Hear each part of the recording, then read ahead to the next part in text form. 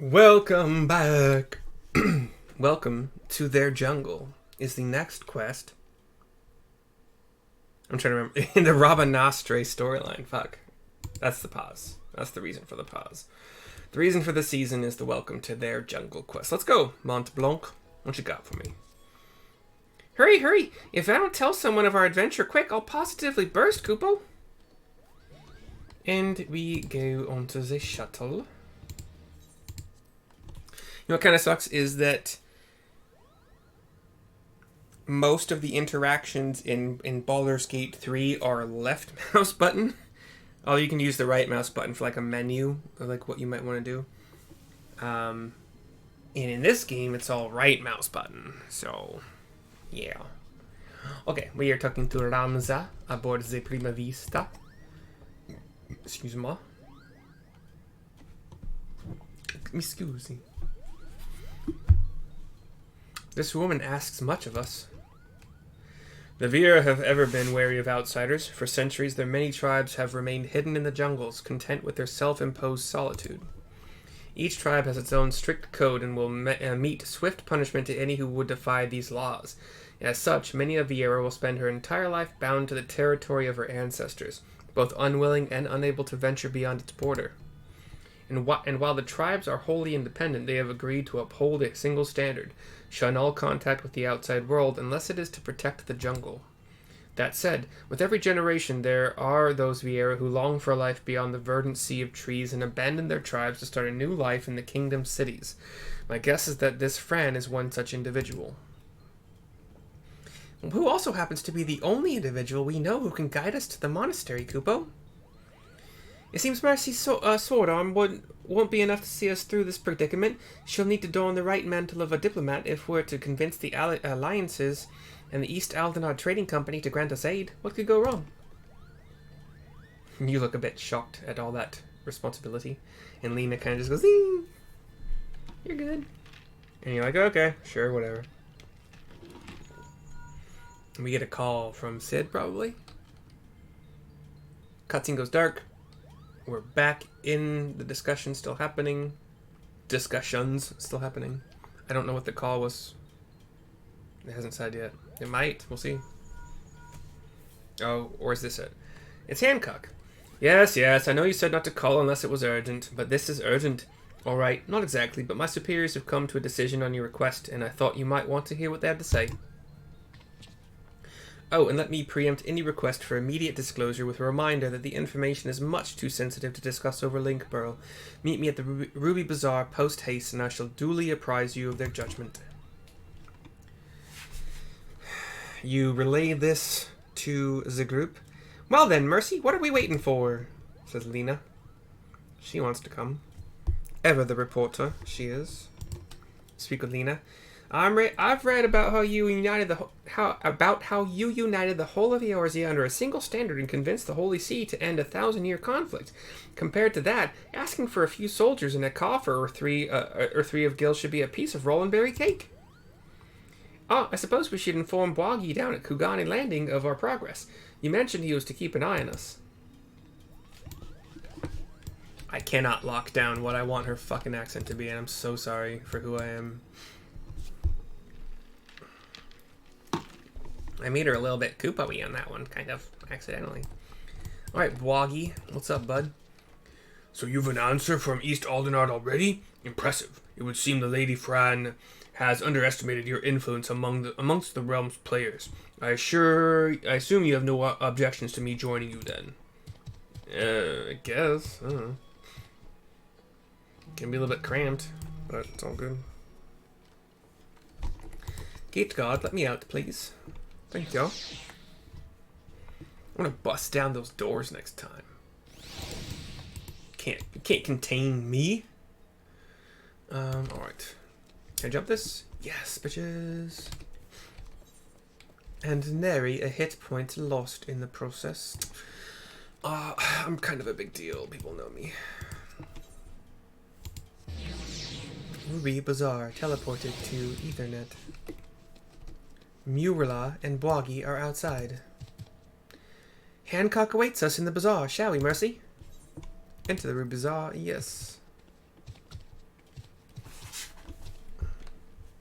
I get so many 877, 800, 888 number calls. So many.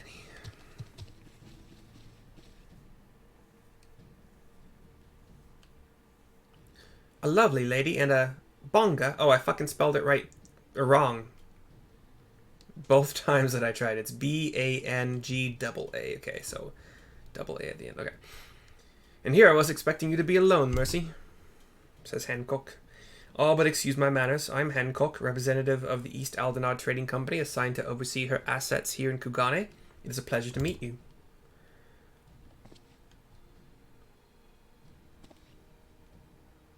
He gives a bow to the bonga. And Yugiri and Totaru are here.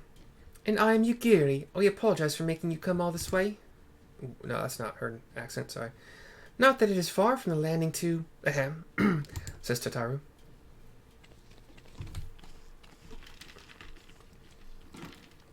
Totaru in the pink kimono that she's been in for a while now. Bwagi, was it? I serve Lord Heian, rightful ruler of Doma. I have come bearing my lord's reply to your entreaty. And I am Totaru Taru of the Scions of the Seventh Dawn. I'm only here, seeing as no one else could be bothered. Well, that and to bear a message from the leaders of the Eorzean Alliance. Thank you both for coming. I am Bwagi, formerly of the Dalmascan Royal Fusiliers. I now claim allegiance to Lente's Tears, a resistance group seeking to accomplish what you have in Doma and Alamigo. What tidings have you brought us? Hancock and the two women look at each other. Allow me to begin, then. While the East Aldenard Trading Company sympathizes with your plight, we are not in a position to grant you the funding you seek. Lena is shocked, dismayed. As you are aware, the East Aldenard Trading Company prides itself in its neutrality, be it in matters political or personal. And what of our relationship with the Eorzean Alliance? Ah, yes. What I meant to say was, here in Hingashi, the East Aldenard Trading Company prides itself in its neutrality, be it in matters political and, You must understand our position. Simply supplying coin to any one group would make it appear that we somehow favor that group over another. Seeing as we conduct business openly and fairly with everyone, doing such would be sending the wrong message and ultimately harm profits. Yes. And by selling to both sides, you maximize profits while good men and women perish. How convenient, says Lena. This Hancock doesn't like this a lot. We are a business, milady. We do what we must to survive. That does not mean, however, we are blind to the needs of our customers or our allies, which is why we support the Eorzean Alliance in the noble efforts to safeguard their realm's freedom through a mutually beneficial arrangement. If it were my choice, I would provide your little resistance with all the funding it needs, but as my good friend, Mercy, knows all too well, it is not my choice. Lena looks to Bwagi. I look to the two ladies. Say something. Totaru looks a little bit sad for a second. Well, now that Hancock's thoroughly lowered your spirits, you won't be as crestfallen when I inform you that the Eorzean Alliance will also be unable to provide any assistance.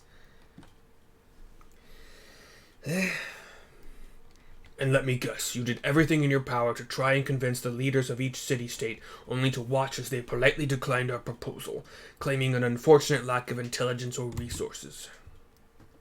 She looks taken aback. Wait, how did you? He looks to Yugiri. Lord Heian sends his greetings to you and yours, and under normal circumstances would welcome allies still suffering under the imperial yoke. I needed to have my breath before that one, sorry. Ugh. However, word has it that the latest attempt at reclaiming your kingdom ended in failure, resulting in the loss of countless lives, including many of the Resistance's leaders. You are not mistaken. Our army is not what it once was. Those remaining have been forced to take refuge deep beneath the streets of Rabanastre. The 4th Legion has already defeated you once. Lacking unity and leadership, the current resistance will not survive another tilt against the Empire's disciplined ranks.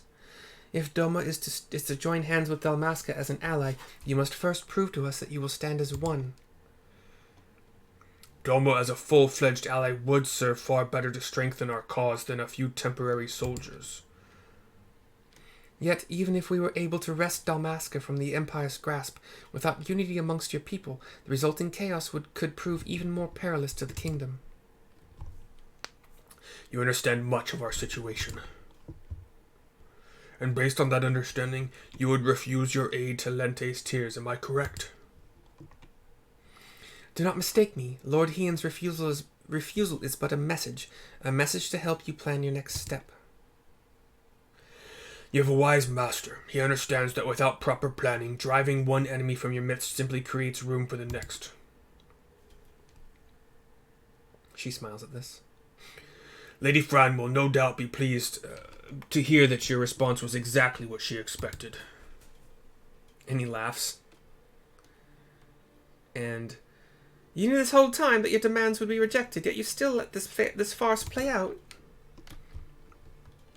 You have my apologies, but this was all necessary to prove an important point to our leader.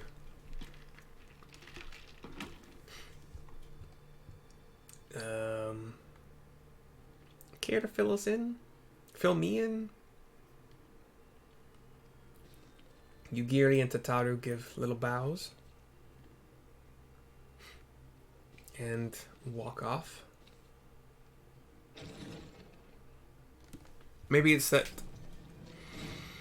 A lesson... Lady Fran needed to show the princess just exactly what she was getting herself into, and your honesty today will serve us better than any hollow promise. Thank you.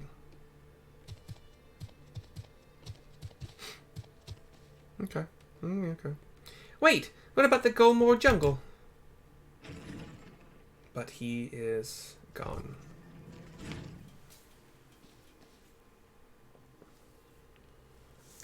Can you believe this? We're right back to where we started. Principal Genomus will not be pleased. Will not be pleased. And we leave Hancock, who gives a bow to our backs.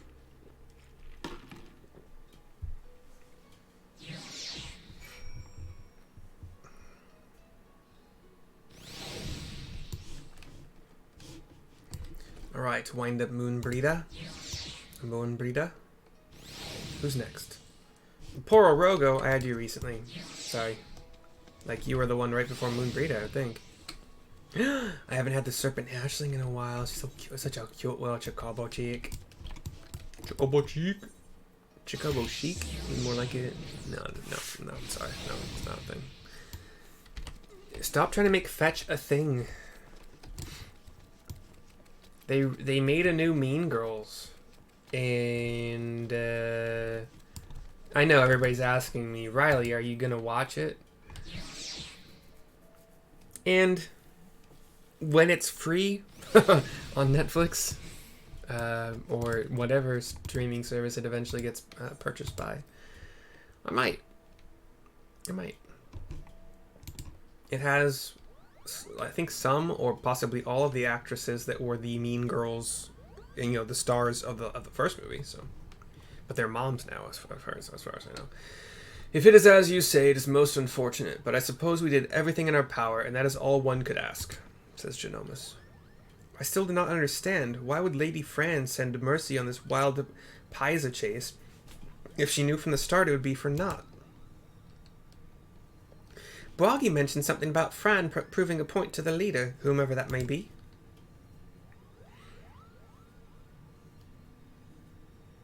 People in positions of power can prove both naive and stubborn creatures. Simply telling a leader she is wrong may not convince her of the fact.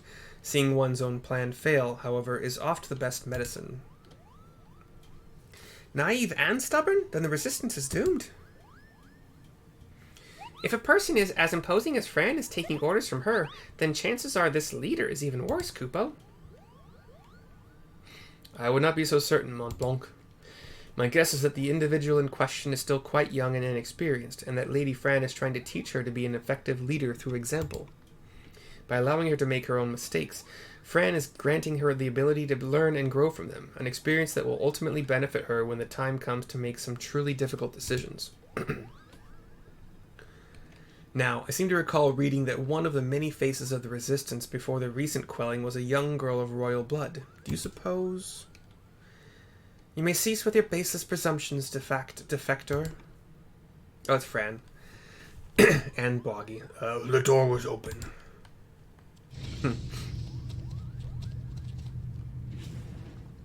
God, they just fucking sexualized the hell out of her. And you would be... I would be here on orders from the leader of Lente's Tears, against my better judgment, mind you. Greetings, Lady Fran, I presume. I am Genomus Sen Lexentale, principal of the Majestic Theatre Company. You and your colleagues are most welcome on the Prima Vista. What is it your leader would have of us? While you failed in meeting even a single of our demands, she recognizes that you were sincere in your attempts to see them fulfilled, and for that effort you are to be compensated.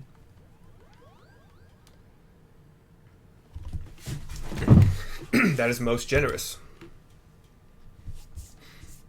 So she's saying something, the screen goes up, pans up, goes dark, as it does. And we're at a table with a map. The ruins which you seek are hidden behind a waterfall here, a point roughly equidistant from the river's source and its delta. You have our thanks, Lady Fran. We will not forget this kindness. Father, I shall plot a course immediately. Alma? Ramza, what is going on here? Says Alma, who looks better. Alma, you should be in bed. I've slept enough, brother. Tell me, who are our guests?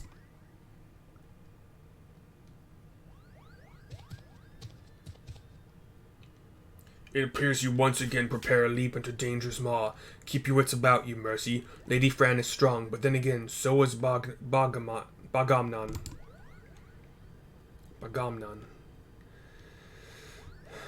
Fran looks over toward us for a second, blinks.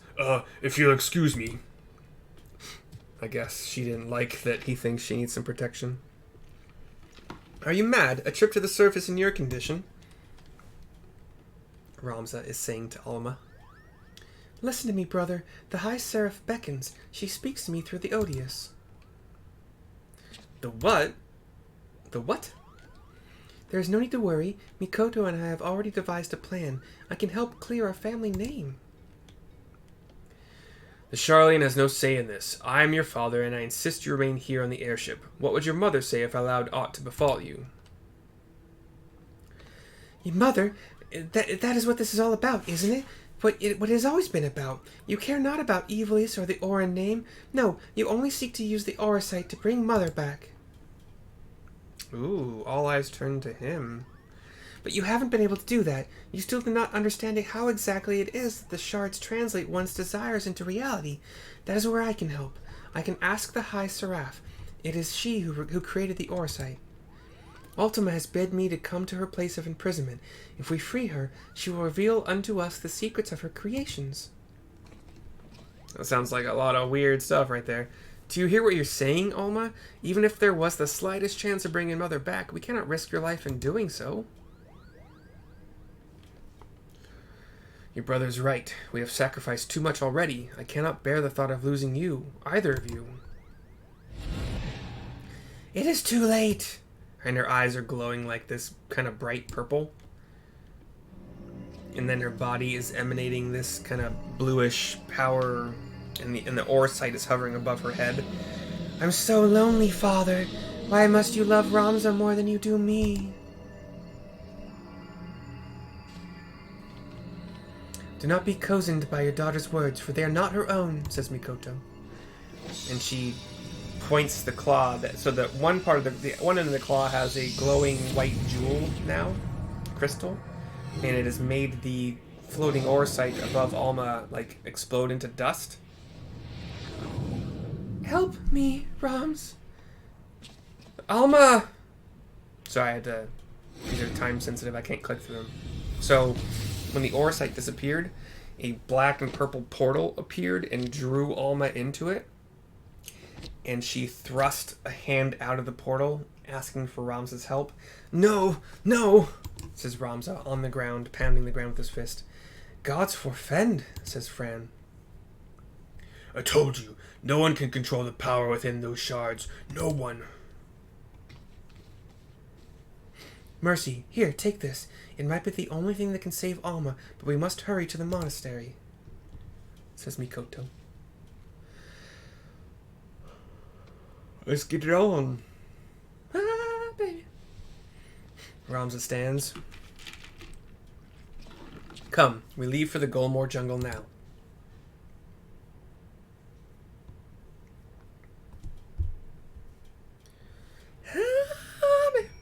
Let's get on.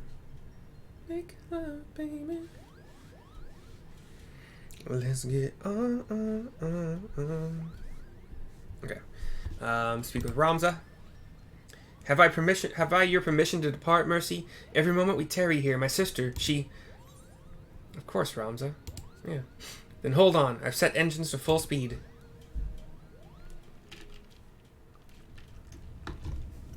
And we flash outside to the airship starting to depart the skies of Kugane.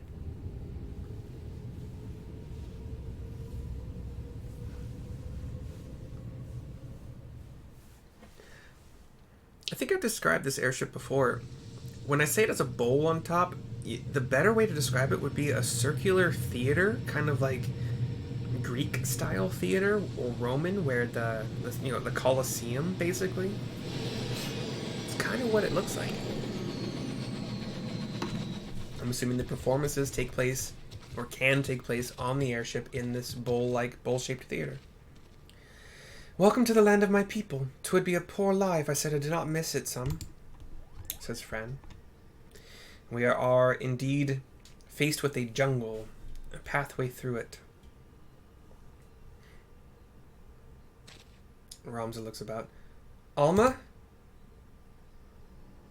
And Alma is indeed floating in the air, that blue-purple energy surrounding her some more, the Auracite above her head. She opens her eyes, and they're normal Alma eyes. Ramza, help me. And the Auracite kind of sparks a bit, flashes, draws her into another portal once again. And as Alma reaches out to him, he tries to grab her. Alma is pulling her, theoretically. She seems to be asleep or unconscious. And we throw that bone thing to him. Be gone! And it lights up. Smashes the Auracite again. He pulls Alma out. Alma! Ramza! Says Lena. Rushes over. Ramza... Blood of the invokers, fulfill the ancient covenant and grant unto me the vessel promised, says an ominous voice. Ramza's holding his arm, and then he gets sucked into a portal. What just... says Lena, and the portal winks out.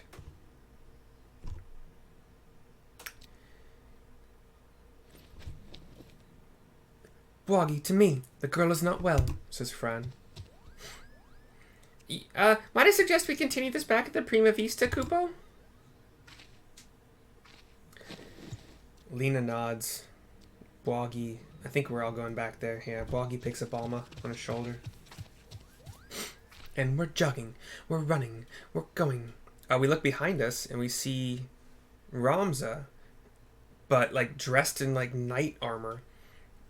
Unknown voice. Have you the courage to face true evil?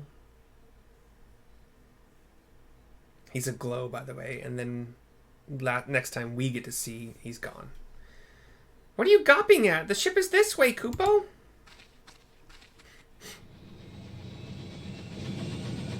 And we jump back on that little shuttle ship. Again, I say little, but it's in comparison to an actual full-sized airship. Whatever, man. Welcome to the jungle. Speaking with Genomus. Alma is passed out on the couch again. Now Ramza is gone. Oh, dearest Tia. What have I done? What have I done? Welcome to Their Jungle is complete and just in time. I'm about to hit the 25-minute mark, and I will see you next time. Bye-bye.